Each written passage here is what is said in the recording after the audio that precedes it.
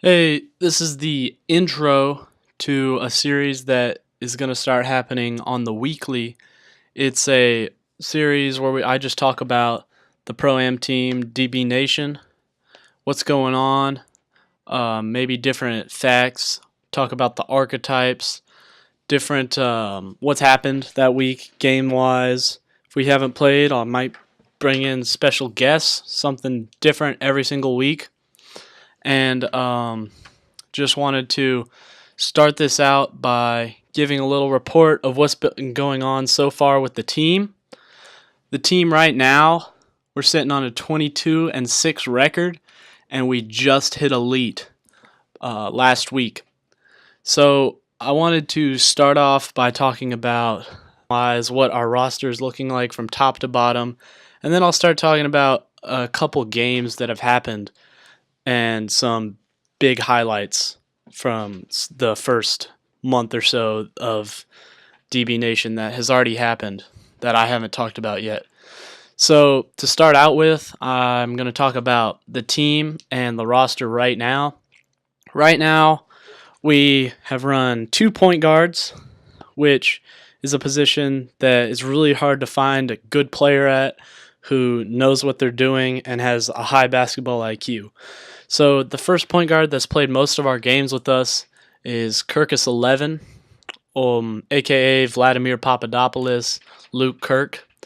He's on the leaderboards for assists, actually, which is pretty crazy. I think he's at number 24 right now, and he'll probably keep rising as we play. One of his highlights was 0.0 rebounds, 23 assists, 3 steals, 0 shot attempts, and we won that game by 30. Man is Magic Johnson with passes. He's always finding the open man, even if you don't know you're open. Our second point guard that we've run so far was Mainsky. He's a player that we picked up after playing with for a while in walk-on, a bunch of different stuff.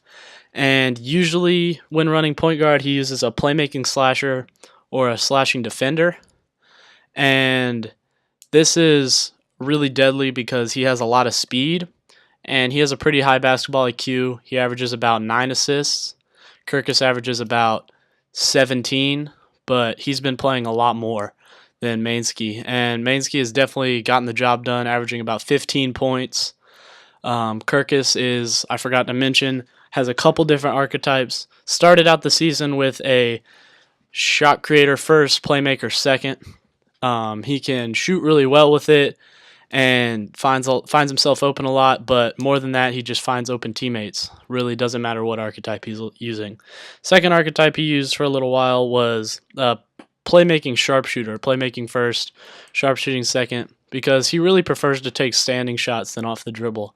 And both of these he's really deadly with, and passing is incredible with both of them. And that's the high IQ, all you really need in the point guard, and that's what both of them have.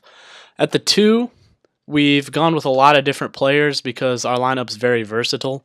We have Sterlinga, a.k.a. Ben. He's a pure sharpshooter, has been working on his game. He started out kind of a low overall, and his stats reflect that, so he's trying to balance them out. His three-point shooting is definitely getting there, and he's just a spot-up shooter, and he knows how to run in a defense and an offense. Another player that we've run there was Braves44, or Josh Learson, and he's a prolific scorer. He can do everything with the basketball. Dribble, pass pretty well. He has high IQ with shots, and he's always taking smart shots, running the break, playing good defense.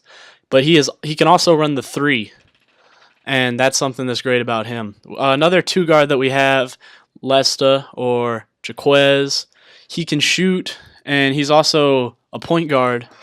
When he's running the 2, he uses a point guard. So if we need the point guard's getting locked up, or the point guard gets cold for some reason, or just gets kicked out of the game, we have a secondary point guard in Jaquez, and he can play make.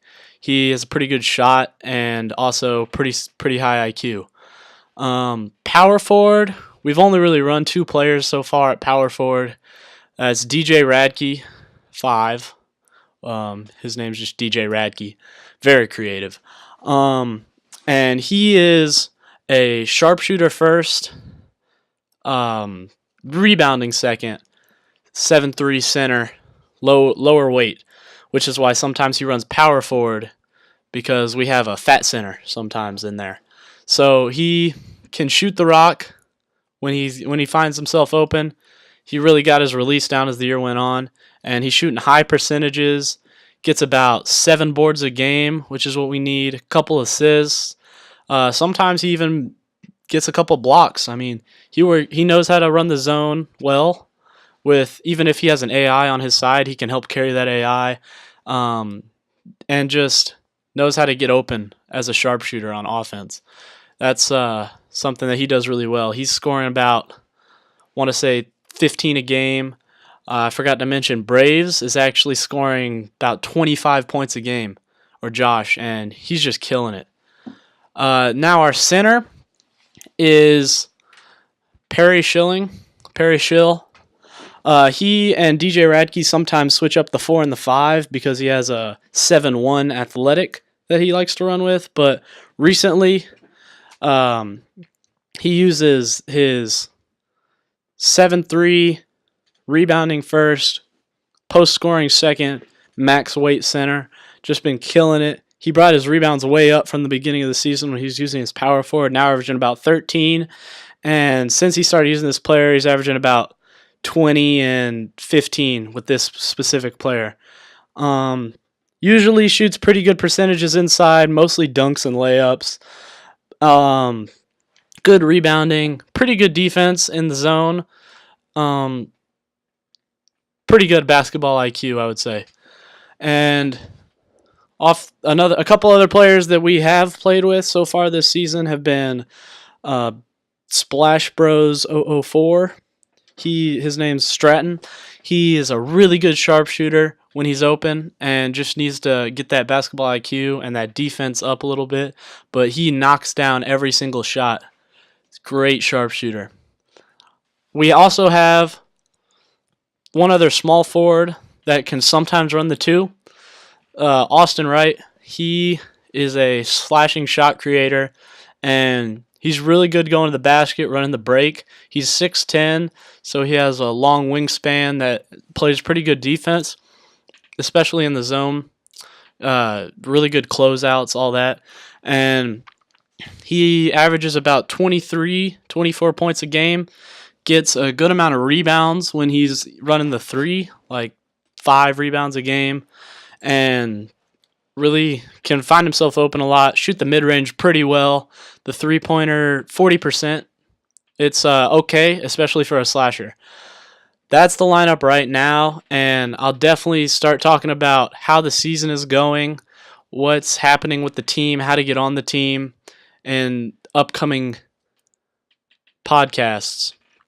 Thank you for listening to this one, and hopefully I will start uploading them a lot more consistently.